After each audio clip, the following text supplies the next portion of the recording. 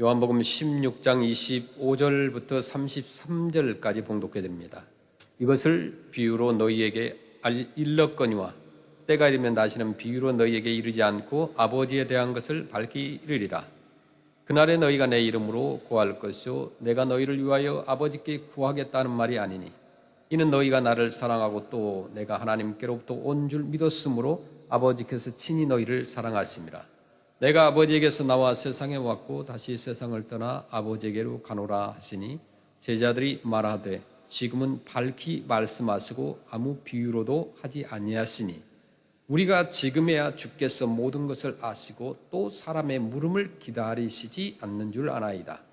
이로써 하나님께로부터 나오심을 우리가 믿사옵나이다. 예수께서 대답하시되 이제는 너희가 믿느냐? 보라 너희가 다 각각 제 것으로 흩어지고 나를 혼자 둘 때가 오나니 벌써 왔도다. 그러나 내가 혼자 있는 것이 아니라 아버지께서 나와 함께 계시느니라. 이것을 너희에게 이르는 것은 너희로 내 안에서 평안을 누리게 하려 함이라. 세상에서는 너희가 환난을 당하나 담대하라. 내가 세상을 이겨노라. 아멘. 우리 크리스찬들이 세상을 살아가면서 크고 작은 영적인 도전과 또 전쟁을 하게 됩니다. 그러나 예수님을 믿고 구원의 확신이 있는 우리는 이미 이긴 싸움을 하고 있다는 것을 믿어야 됩니다. 싸움을 하는데 결과가 내가 이겼다라는 것을 알고 싸운다는 것은 여기서 엄청난 차이죠. 엄청난 승리고 자신감이죠. 예수님께서 십자가에서 다 이루었다라고 말씀하실 때 예수 그리스도의 위대한 승리가 이미 우리 모든 성도들에게 주어졌기 때문입니다. 그러므로 어떤 환난을 당한다 할지라도 우리는 예수님 안에서 참된 평안을 누릴 수밖에 없습니다. 오늘 본문에 보니까 예수님께서 제자들에게 마지막으로 남기신 그 말씀의 연속입니다. 그 제자들은 무엇인가가 알 수 없는 두려움으로 갈피를 잡지 못하자 주님은 그들의 입장을 이해하시고 위로하시고 사랑의 본을 보여주십니다. 제자들이 곧 배반할 것까지도 아시면서 끝까지 사랑하셨어요. 쉽지 않아요. 배반을 하는데 아는데 그것을 끝까지 사랑하는 건 쉽지 않습니다. 사실 베드로만 예수를 모른다고 배반한 것이 아니에요. 나머지 제자들도 다 결국은 도망갔습니다.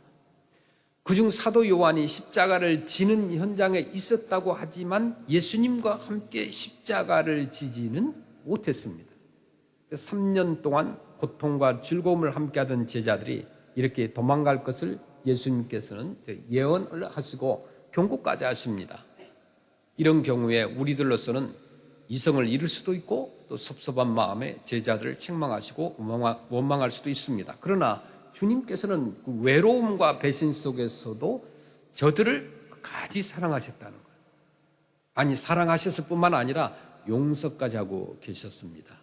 배신하실 것을 예고하시면서 사랑하고 용서하셨다는 거예요. 한 가지 더 중요한 것은 뭐냐면 제자들을 믿었다는 거예요.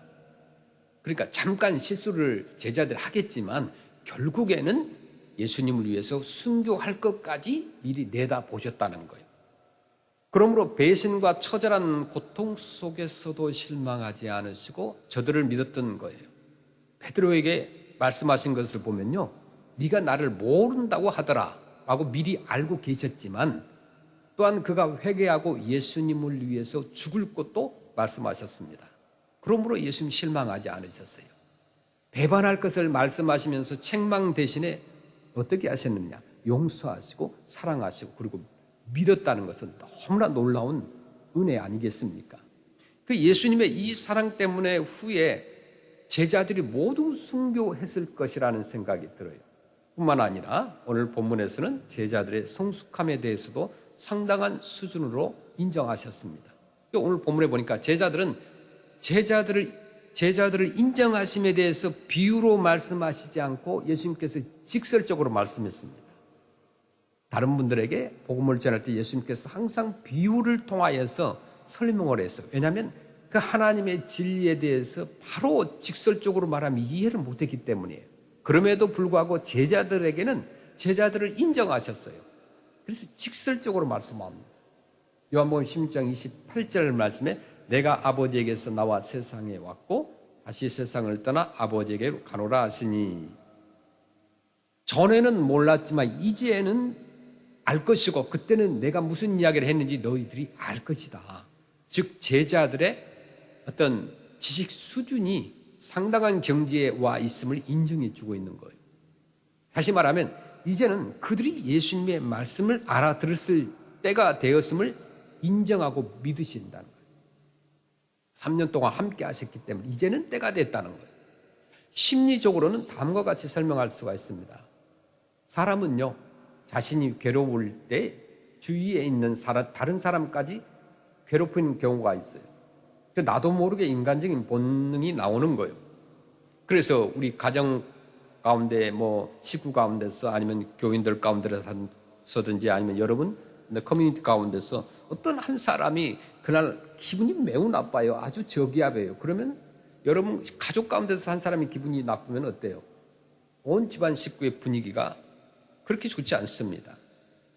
이런 사람을 우리는 어떻게 표현하고 할 수 있느냐 하면 자기 생각을 기준으로 해서 남을 바라보는 사람이다. 그렇게 말할 수 있어요. 가령 이렇게 생각해 보십시다. 여러분 그 아침에 일어날 때 여러분보다 더 일찍 일어나서 노래하는 새가 있습니다. 어떤 사람은 아침에 잠을 자는데 새벽에 새가 이렇게 지저귀는 것을 노래한다라고 표현하고 어떤 사람은 운다라고 표현할 것입니다. 사실은 우리가 새가 노래하는지 우는지 새 언어 영역 안에 들어갈 수가 없기 때문에 명확한 걸 모릅니다. 그러나 단지 새 소리를 듣는 사람들의 기분에 따라서 새가 우는 것 같기도 하고 노래를 부르는 것 같기도 한다는 거예요. 즉 자기 감정, 기분이 주체가 되어서 상대방을 보는 겁니다. 이런 입장에서 본다면 지금 예수님의 상황은 어떠하겠습니까? 눈앞에는 십자가가 있고 제자들은 곧 도망갈 것이에요. 무척이나 힘들고 불안한 시기가 아닐 수 없습니다. 그러다가 네가 크냐 내가 크냐로 철없는 자리다툼이나 하는 제자들이었으므로 한 번쯤은 호통을 치면서 화를 낼 수 있는 그런 분위기였습니다. 그러나 예수님은 보통 사람들인 우리가 생각할 수 있는 그런 감정은 그림자조차도 없었어요. 오히려 그들을 위하여 장래를 걱정하시고 그 가운데서도 믿었다는 것은 아무리 생각해도 놀라운 이야기 아니겠습니까? 이 사건에 제자들을 책망하셨다고 해서 잘못되었다고 말할 사람은 전혀 없을 겁니다. 그러나 예수님은 자기의 형편에 기준을 두어서 제자들을 보신 것이 아니라 제자들을 기준으로 그들이 앞으로 살아나갈 것을 생각하시면서 걱정하시면서 위로하시는 거예요. 진정한 위로란 뭘까요? 내 기분과 형편을 잠깐 제쳐놓고 상대방 중심으로 그를 기쁘게 하여 그 기쁨 속에서 내가 위로를 받는 겁니다. 누가 나를 위로해 주어서 위로받기는 참 어려워요. 내가 먼저 남을 위로하다가 보면은 나도 위로를 받게 되는 겁니다. 사랑도 마찬가지. 내가 사랑을 받아서 사랑을 느끼는 것 참 어렵습니다. 그러나 내가 사랑하면 사랑의 참 즐거움을 맛볼 수가 있어요. 사랑을 받는 것은 느낌이 별로 없어요. 그러나 내가 사랑하게 되게 되면은 더 많이 남을 사랑하게 되면은 그때 참 사랑의 맛을 우리가 느낄 수 있다는 거예요. 이 본문에서 제자들을 위로하시면서 두려워하지 말아야 될 것을 세 가지로 말씀하고 있는데, 첫째는 두려워하지 말아야 될 이유는 뭐냐면 기도의 문이 열렸기 때문에 제자들을 향하여서 두려워하지 말라고 합니다. 요한복음 16장 26절에 그날에 너희가 내 이름으로 구할 것이요 내가 너희를 위하여 아버지께 구하겠다 하는 말이 아니니, 이렇게 말씀합니다. 그들이 예수님의 이름으로 하나님께 기도할 수 있게 되었고 또 하나님께서는 예수님의 이름으로 기도하는 기도를 들으시게 되었단 말입니다. 이제 하나님을 아버지라 불러 기도하고 하나님은 저들을 자녀로 삼으셔서 기도를 들으시는 소위 기도의 줄이 이어졌다는 겁니다. 여기에 모든 문제 해결이 있습니다. 예수님께서 십자가에서 돌아가신 목적이 무엇이냐고 물으면 구체적으로는 우리로 하여금 하나님의 자녀로 만들어서 하나님과 우리와의 사이가 진노의 관계가 아닌 사랑의 관계로, 또 원수의 관계가 아닌 아버지와 자녀의 관계로 관계를 맺어주신 것입니다. 자, 예수님께서 십자가에서 죽으시고 부활하신 후에 막달라 마리아에게도 내 아버지 곧 너희 아버지라는 말씀을 하십니다. 이 십자가에서 돌아가심으로 예수 그리스도의 아버지가 곧 우리의 아버지 되신 것입니다. 그러므로 무엇보다 중요한 것은 여기서 기도의 문이 열렸다는 거예요.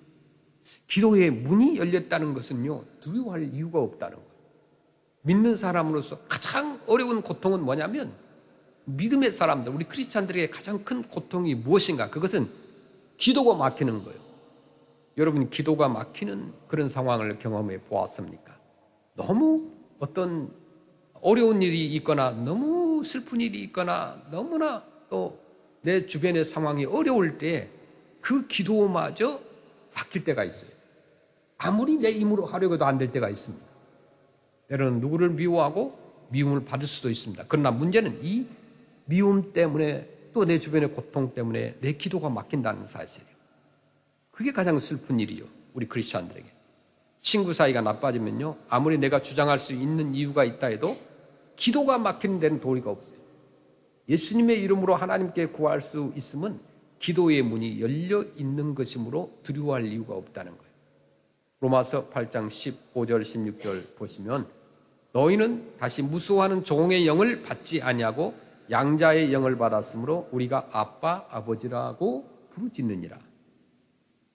성령이 친히 우리의 영과 더불어 우리가 하나님의 자녀인 것을 증언하시나니, 이렇게 말씀합니다. 우리가 하나님의 자녀됨을 확증해주는 성령의 역사가 있으므로 우리는 아버지라 부르면서 기도하게 된다는 말입니다.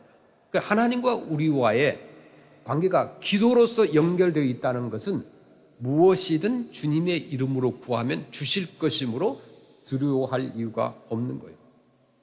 그게 너무나 아름다운, 기도가 있다는 것, 기도로 계속 소통한다는 것, 그래서 두려워할 필요가 없는 것.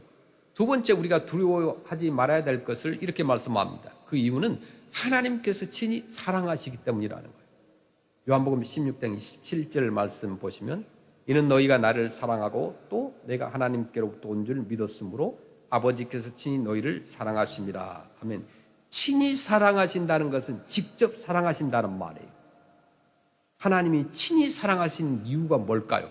여러분을 간접적인 사랑이 아니라 친히 사랑하신 이유는 뭘까요? 그것은 우리가 예수님을 사랑하기 때문에 그런 거예요. 예수님을 통해서 하나님께서 우리를 사랑하심을 말씀하고 있습니다. 우리가 뭐 사랑받을 자격이 있어서 예수님께서 우리를 사랑하신 것 아니에요. 하나님께서 사랑하시는 그리스도께서 우리를 위하여 십자가에 죽으셨기 때문에, 즉 그리스도가 우리를 사랑하셨기 때문에 하나님께서 저와 여러분을 사랑하시게 된 거예요. 이것이 뭐냐면 이게 복음이에요. 우리의 의가 하나님께서 상달되어서 하나님께서 우리를 사랑한 것이 아니라 그리스도께서 우리를 위하여 죽으심으로 그리스도를 사랑하시는 하나님은 우리를 사랑하시게 된 것입니다. 참으로 귀한 복음 아니겠습니까? 우리가 예수 그리스도를 사랑하고 예수 그리스도가 우리를 사랑하심으로 하나님 우리를 사랑하시는 겁니다. 요한복음 16장 27절 말씀 보겠습니다. 이는 너희가 나를 사랑하고 또 내가 하나님께로부터 온 줄 믿었으므로 아버지께서 친히 너희를 사랑하심이라. 아멘. 논리정연한 말씀입니다. 하나님께서는 친히 우리를 사랑하시는 또 하나의 이유는 뭐냐면, 예수님이 하나님께로부터 온 줄을 우리가 믿었기 때문이라고 하십니다. 예수님이 하나님의 계시자요, 또 하나님의 아들임을 믿는 우리의 믿음 때문에 사랑하신다는 말입니다. 누구나 사랑을 받을 수 있으려면 어떻게 해야 되느냐? 믿음이 있어야 되죠. 전적으로 믿을 때만이 사랑을 받는 것이지 의심하는 자는 사랑을 받을 수가 없어요. 하나님께서 아들을 보내셔서 우리를 사랑하신 것을 믿는 그 믿음이 있고서야 하나님께서 우리를 사랑하신다는 것을 우리가 기억해야 됩니다. 두려워하지 말아야 될 세 번째 이유가 뭐냐면, 예수 그리스도께서 환난을 이기셨기 때문입니다. 그러면 다가오는 환난을 어떻게 이기셨습니까? 본문에서 너희로 내 안에서 평안을 누리게 하려 함이라고 말씀하죠. 지금 예수님 안에 평안이 있음을 말씀하고 있습니다. 자, 예수님께서 십자가를 앞에 놓고 평안할 수 있는 이유가 뭘까요? 지금 달려 돌아가셔야 돼요. 고통을 당하셔야 돼요. 그럼에도 불구하고 그곳에서 평안할 수 있는 이유는 뭐냐? 먼저 소극적으로 생각하면 예수님의 고독이라고 볼 수 있어요. 요한복음 16장 32절에 보시면 보라 너희가 다 각각 제 곳으로 흩어지고 제자들에게 말하는 거죠. 제자들 너희들이 나를 배신하고 도망갈 것이라는 거죠. 나를 혼자 둘 때가 오나니 벌써 왔도다. 이미 십자가 앞에서 죽음을 지금 예언하고 있습니다. 그러나 내가 혼자 있는 것이 아니라 제자들 너희들 다 도망갔어도 나 혼자 있는 것이 아니라 아버지께서 나와 함께 계시느니라. 참 이 제자들이 곧 도망갈 것을 내다보신 예수님은 그 상황에서 얼마나 고독하셨겠습니까? 여러분들이 회사에서 비즈니스를 하다가 함께 일하다가 여러 가지 어려움이 있어요. 다 제자들이 여러분 함께 했던 직원들이 도망가 버렸어요. 가족도 함께 있다가 가정에 어려움이 있으니까 다 도망가 버렸어요. 여러분만 놔두고 얼마나 고독하겠습니까? 두려움을 해결할 수 있는 길은 인간적으로 표현하면 고독이고 하나님과의 관계에서 보면 어떤 직선적인 신앙입니다. 세상에 여러 가지 걱정이 많지만 하나님과 나 사이에 직선적인 관계가 되면 걱정거리 다 사라지고 만다는 거. 바꿔 말하면 세상적으로 고독해야 하나님과의 관계는 평안해진다는 거예요. 세상에 좀 고독이 당해야 돼. 그럴 때 하나님과의 관계가 더 가까워져요. 참 우리가 세상과의 관계도 평안해지고 하나님과의 관계도 평안하면 좋을 텐데 우리 인간의 본성은 좀 그러지를 못해요. 내가 지금 만약에 어떤 일로 죽어간다고 합시다. 내가 만약에 죽는다면 내 자녀들과 내 부모 형제와 또 내가 하던 그 비즈니스와 이런 것들 얼마나 걱정거리가 많겠어요. 그러나 정말 큰 걱정은 뭐냐면 내가 만약에 죽어간다고 했을 때 하나님과 나와의 관계라는 거예요. 사실 세상에 남은 것들 다 남은 자들이 알아서 하겠죠. 결정적인 순간이 오면 세상적인 시시한 걱정은 사라지고 나의 영혼이 문제라는 거예요.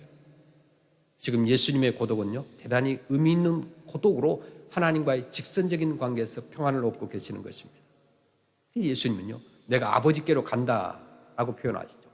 요한복음 16장 28절에 표현하고 있는데 죽는 것이 아니라 어때요? 예수님 스스로 아버지께 감으로 두려움 없이 평안할 수 있으셨다는 거예요. 여기에서 끝난 것이 아니라 십자가에서 죽어서 끝난 것이 아니라 예수님께로 간다는 거예요. 세상에 사람들이 임종할 때 당신 죽었어 끝이야 그렇게 말하지 않아요. 이제 천국으로 갑니다. 꼭 옮기는 거예요. 이 땅에서 천국으로 자리로 잠시 옮기는 거예요. 요한복음 10장 18절 말씀 보시면 이를 내게서 빼앗는 자가 있는 것이 아니라 내가 스스로 버리노라.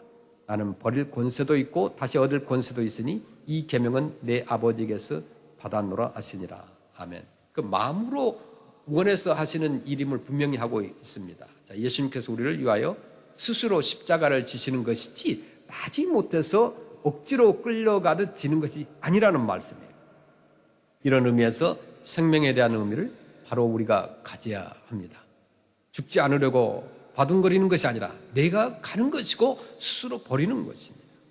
그래서 하나님께서 부르시면 네 갑니다 하면 내가 가야 한다는 말이에요. 다음은 하나님께서 함께 하심을 아셨으므로 어떻게 하셨어요? 평안하셨어요. 사실은요, 가룟 유다가 예수를 팔았고 이제 베드로가 배신했고 빌라도와 또 로마 군인들이 예수님을 못 박았습니다. 생각하면 절망할 수밖에 없는 여러 가지 사건들이 있었지만 예수님은 그것들을 생각하지 않으셨어요.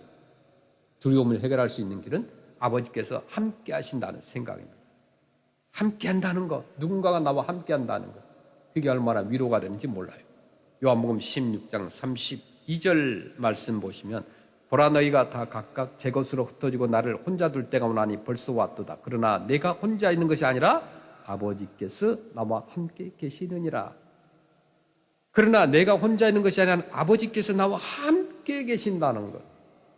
여러분들에게도 하나님 아버지께서 함께 하신 줄로 믿길 바랍니다. 하나님은 의로운 일을 행할 때 함께 하시고 또 의로운 희생을 지불할 때 함께 하시고 또 하나님을 영화롭게 할 때 함께 하시고 믿음으로 살 때 함께 하십니다. 그러므로 두려움이 없는 거예요. 마지막으로 제자들을 믿었기 때문에 두려움이 없었어요. 예수님께서 마지막 죽으실 때. 지금은 잠깐 배반하겠지만 제자들이 잠시 배반하겠지만 예수님의 수고가 헛됨이 없이 먼 훗날 11 제자가 모든 교회를 세우고 세계의 복음을 전할 기틀을 세울 것을 예수님 믿으셨다는 거예요. 이러한 믿음 때문에 두려움 없이 평안한 마음으로 제자들을 위로하시고 내가 세상을 이겼노라 라고 결정하신 말씀을 하신 것입니다. 내가 세상을 이겼노라, 과거사라고 표현하고 있어요. 왜 그랬을까요? 이 중요한 말씀이에요. 이 성경이 기록되어 있었던 그 당시에 글자 정확한 의미를 알기 위해서 히브리어 문법으로 결정적인 이야기를 말할 때는요, 과거사로 말을 합니다. 아주 결정적이고 중요하고 특별한 이야기를 할 때 과거사로 얘기하는 거예요. 그리고 반복적인 이야기는 현재로 말합니다. 좀 여러분 이해가 안 가실 수도 있어요. 자, 시제에 상관없이 미래나 현재에 있어서 단회적인 사건이나 확실한 일에는 과거사로 표현한다는 거예요. 이제 이해하시겠죠? 그리고 세상을 이겨노라고 하는 것은 사건 자체를 말하는 것으로 사건적 어떤 시간관입니다. 그러니까 과거, 현재, 미래의 모든 고난을 합해서 이겼다고 말씀하셨다는 거예요. 그러니까 과거에는 이겼는데 앞으로 고난을 내가 이길지 안 이길지 몰라. 두고 봐야 알겠어. 그런 얘기가 아니라는 거예요. 이 모든 고난을 합쳐서 이겼다고 확실하게 말씀하는 거예요. 그래서 내가 세상을 이겨노라고 하는 거예요. 과거, 현재, 미래 모든 고난까지도 다 확실하게 이겼다는 거예요. 누구를 위해서? 저와 여러분들을 위해서. 이것이 바로 십자가의 승리예요. 이 승리는요, 예수님이 무기를 가지고 이긴 게 아니에요. 사랑으로 이긴 거예요. 믿음으로 이긴 거예요. 하나님께 전적으로 위탁함으로 이긴 것입니다. 그러면서 내 뜻대로 마옵시고 아버지의 뜻대로 하옵소서. 여기에 승리의 신비를 우리가 알아야 됩니다. 그런데 예수님께서 이겼노라고 하신 말씀과 그러면 나와는 무슨 상관이 있는가? 예수님이 이기셨다고 했는데 그럼 현재 이 땅에 살면서 신앙생활을 하고 있는 나와는 무슨 관계가 있는가? 이 관계성을 아는 것이 대단히 중요한데 본문 32절 하반절을 조금 우리가 바꿔서 말한다면 이렇게 표현할 수 있어요. 내가 세상을 이겼으니 너희는 두려워하지 말고 담대하라고 우리가 바꿀 수 있어요. 예수님께서 이기셨습니다. 왜 우리가 두려워하지 말아야 될까요? 첫째는요, 예수님께서 먼저 길을 열어 놓으셨다는 뜻이에요. 그러면 우리도 세상을 이길 수 있습니다.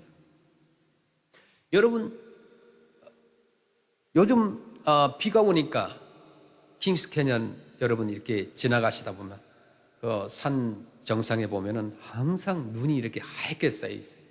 조금 이곳에 비가 내리면 요세미티 또 킹스 캐년, 세코야 그 산에는 하얀 눈이 내려 있습니다. 눈길을 갈 때에 앞에 먼저 걸어갔던 사람의 발자국이 있으면 어때요? 나도 갈 수가 있어요. 눈이 덮여 있는 그 밑에 하얗게 덮여 있어요. 밤새 눈 내려 있어요.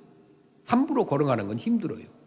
특별히 높은 산을 갈 때에 아무도 걸어가지 않은 그 눈 위를 걷는다는 것은 굉장히 위험하잖아요. 낭떠러리가 될 수도 있고 함정이 될 수도 있고 가시덤불이 있을 수도 있어요. 그런데 누군가가 눈길을 내 앞에 먼저 걸어갔을 때 그 발자국을 따라서 나도 갈 수가 있습니다.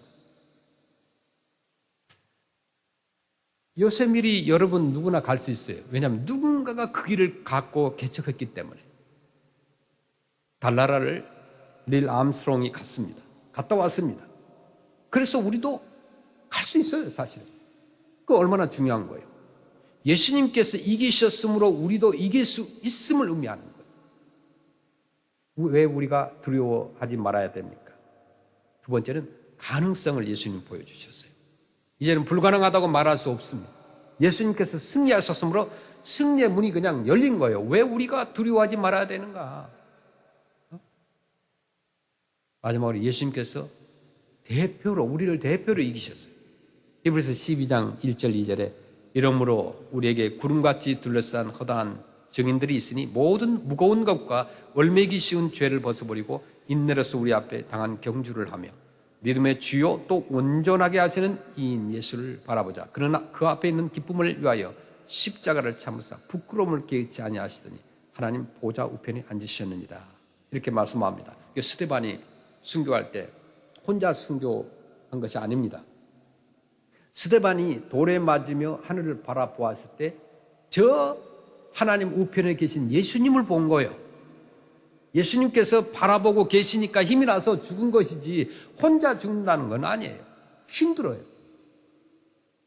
스데반의 순교를 예수님께서 함께 도와주신 거예요.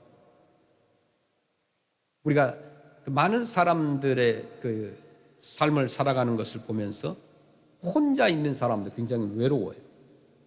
참 어떻게 보면 불쌍합니다.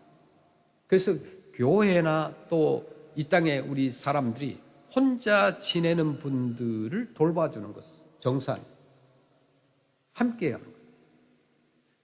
스데반이 순교까지 할 수 있었던 것은 믿음도 좋았겠지만 마지막 그 순간 하늘을 쳐다보니 예수님이 나와 함께 계신 거예요. 그 고통과 또 눈물과 그 어려움을 조금 더 나아가서는 예수님이 대신 이겨주신 거예요. 그냥 잠시 그 순간에 그 고통을 잠깐만 참아라. 눈을 잠깐만 감고 있으면 너는 나와 함께 할 것이다. 우리가 해야 할 일을 대신 하십니다. 어떤 사람이 만약에 해변가를 어린아이를 데리고 갔다고 합시다. 어린이와 또 엄마 함께 손을 잡고 걸어가면 발자국이 남을 거 아니에요, 모래 위에. 뚜렷하게 보입니다. 그 4개의 발자국이 시간이 지나면서 2개의 발자국밖에 보이지 않습니다. 어떻게 되었을까요? 엄마가 어린아이를 업고 갔기 때문에 발자국 4개가 2개밖에 남지 않습니다. 우리가 약할 때는 주님께서 붙들고 계십니다. 아주 쓰러지면 아예 우리를 업고 가신다는 거예요. 이런 확신이 우리가 또 있어야 돼요. 우리가 어려울 때는 우리를 붙잡고 계셔요. 그런데 너무너무 어려울 때는 아예 우리를 업고 가신다는 말이에요.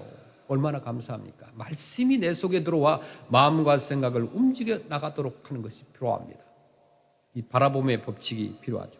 무엇을 바라보느냐에 따라서 내가 그 바라보는 대로 내 생각과 몸이 움직여지고 또 따라가게 돼 있어요. 약속의 말씀을 붙잡는 것이에요. 그리고 어떤 위협이 와도 하나님께서 나와 함께 하신다는 믿음이 흔들리지 말아야 됩니다. 불가능을 가능케 하시는 그 임마누엘의 하나님을 믿어야 됩니다. 하나님의 능력이 접촉되면요, 불가능이 가능케 되고 어떤 현실과 환경이라도 능히 이겨낼 수 있습니다. 예수님을 믿으면 어떻게 될까요? 계란으로 바위를 깰 수가 있어요. 불가능한 것이 없어요. 주님 안에서 강하고 담대한 믿음의 소유자들이 되시기를 소원합니다.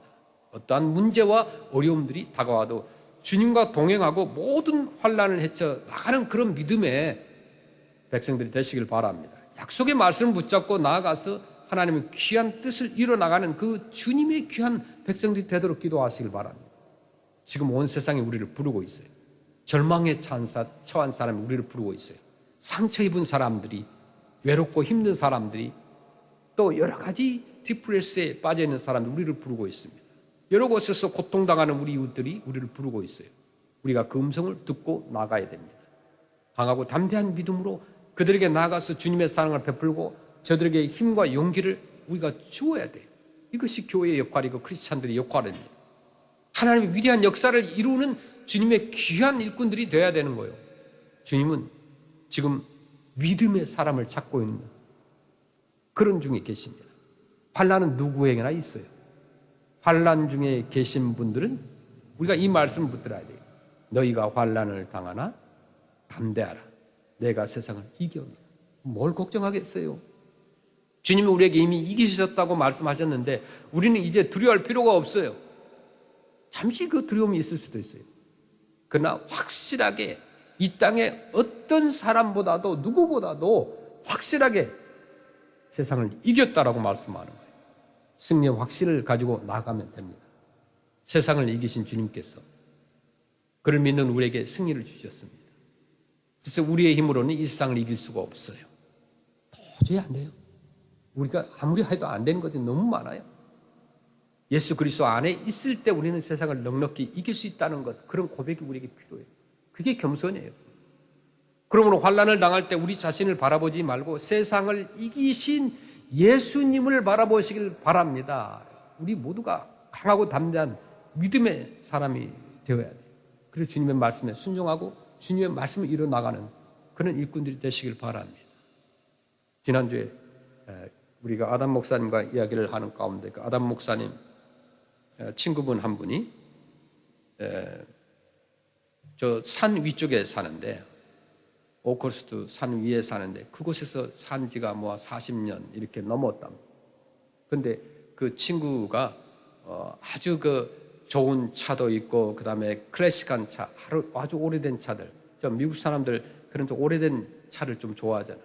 클래식한 차, 그런 차가 한 10대쯤 되고, 근데 결혼도 안 하고 혼자 사는데, 물론 이제 아내가 먼저 천국을 갔기 때문에 혼자 살고 있는데, 결혼을 안 했는데 아내가 있다는 말, 좀 표현이 좀 그렇지만 그런 게 있습니다. 우리 미국에서 하니까 이해를 하시잖아요. 결혼을 안 했는데 아내예요. 어쨌든 자녀가 한 명 있는데 그 자녀가 아주 그냥 엉망이에요, 삶이. 정말 엉망이고 집을 나간 지 20년이 넘었답니다.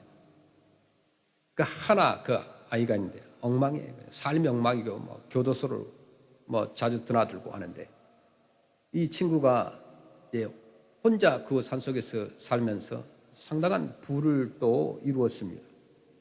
그런데 어느 날 이제 그 모터사이클을 하고 뭐 한 20년, 30년을 그 프레스노 오고 가면서 이렇게 쭉 탔기 때문에 전혀 사고 없이, 한 번도 사고 없이 잘 지냈는데, 어느 날 밤에 그 산속에 있는 집을 가다가 술 취한 사람이 운전을 하는 그 드렁크 드라이버를 만나가지고, 그 사람이 그냥 오히려 불빛을 보면 피하고 이렇게 가야 되는 것이 아니라 불빛을 보고 그냥 더 전속력을 달렸다는 거예요. 그래서 병원에 입원해가지고 결국은 죽게 되었어요. 이 목사님이 가서 보니까 너무 불쌍한 거예요. 그가 그동안에 부를 이루고 한 10대 정도의 클래식 카를 가지고 있고, 그 부를 가지고 있고, 그럼에도 불구하고 그 하나 있었던 자식마저 떠나고 20년 동안 소식이 없었다는 거예요. 그리고 친구들과 함께 장례를 치러줬는데, 그 남은 것들을 이렇게 쭉 가서 보니까 그 엄청난 것들이 그 집안에 많이 있더라는 거예요. 뭐 차만 있는 거 아니라 뭐 아주 오래된 것들, 그야말로 보물과 같은 것들이 있더라는 거예요. 그 재산을 따지면 뭐 엄청난 재산이 되더라 이거예요. 그런데 놀라운 일이 벌어졌다. 뭐냐면 그 집을 20년 동안 나갔던 그 자식이 돌아온 거예요. 왜 돌아왔겠어요? 아버지가 죽고 나니까 그 재산을 가지려고 돌아온 거예요. 이 목사님 너무 가슴이 아팠다는 거예요. 20년 동안 집을 떠나서 그 아버지를 몰라 하고 그 말썽만 피우고 그랬던 자식이 죽고 나니까 그 재산이 타면와서 돌아온 거예요. 그 어찌하겠어요? 법적으로 자식인데. 이 목사님과 그 친구들과 함께 정말 안타깝지만은, 그러면서 그 망나니 같은 자녀에게 그런 얘기를 했다고 합니다. 너는 오늘 그냥 아예 로또를 맞았구나. 네 인생 고쳐서 네 아버지에게 해가 되지 않도록 그 아버지 유산을 함부로 쓰지 말고 잘 지내라. 그렇게 더 이상 뭐 거기에 간섭도 못하게 하고, 그 자녀가 그 변호사를 사가지고 다 취해버린 거예요. 그 너무 불쌍하다는 거예요. 평생을 그 산속에서 있으면서 프레스노 오고 가면서 일을 하고 혼자 외롭게 살았던 그 사람, 함께 전에는 신앙생활을 같이 하기도 하고 그랬던 그 사람, 마지막 남은 망나니 같은 그 자녀 하나, 20년 동안 자기를 배신했던 그 아들이 죽고 나니까 그 재산을 가지러 왔다는 그 얘기를 듣고 너무 충격이에요. 자기는 만약에 자기가 주님이 부르신다고 한다면, 자기는 2명의 자녀가 있는데 그 2명의 자녀에게는 이렇게 그렇게 하겠다. 그리고 나머지 선교를 하겠다. 그런 얘기를 하시더라고요. 그래서 상당히 좀 슬픈 얘기를 들었지만은, 또 한편으로 이런 생각을 했습니다. 누군가는 많은 재산과 부와 명예가 있지만은 누군가는 없을 수도 있어요. 그러나 똑같이 가는 길은 같다는 거예요. 어느 순간에 나는 앞으로 30년, 40년, 50년, 100년을 내가 확실하게 여기에 건강하겠다라고 누군가가 아무리 그건 말이 안 됩니다라고 한다 할지라도 본인은 그렇게 생각을 하게 돼 있다는 거예요. 그런데 중요한 것은 우리는 이 땅에 살아가면서 내일 일에 있어서 내가 너무 자만할 필요 없다는 거예요. 하나님이 모든 생사화복을 주장하신다는 것입니다. 그래서 주님의 말씀 따라서 살아가고 또 고통 가운데 있을 때 주님이 나와 함께 하신다는 거 믿고 또 내 어떤 환난이 와도 주님이 나와 함께 하시니 나는 이길 수 있습니다. 그런 마음으로 여러분 많은 여러분 삶 속 주변에서 일어나는 일들을 이기시길 바랍니다. 주님께서 이기셨다고 그랬어요. 그럼 믿음밖에 없어요. 아무리 많은 재산도 명예도 소용이 없어요. 믿음밖에 없어요. 주님이 세상을 이겼다고 그랬어요. 우리 대신 다 이겨주셨다고 그랬어요. 과거나 현재 미래까지 이겨주셨다고 그랬어요. 그래서 우리는 그분 믿고 그냥 나아가면 되는 거예요. 주의 말씀을 이루어나가는 귀한 하나님의 종들이 되시기를 주의 이름으로 축원합니다.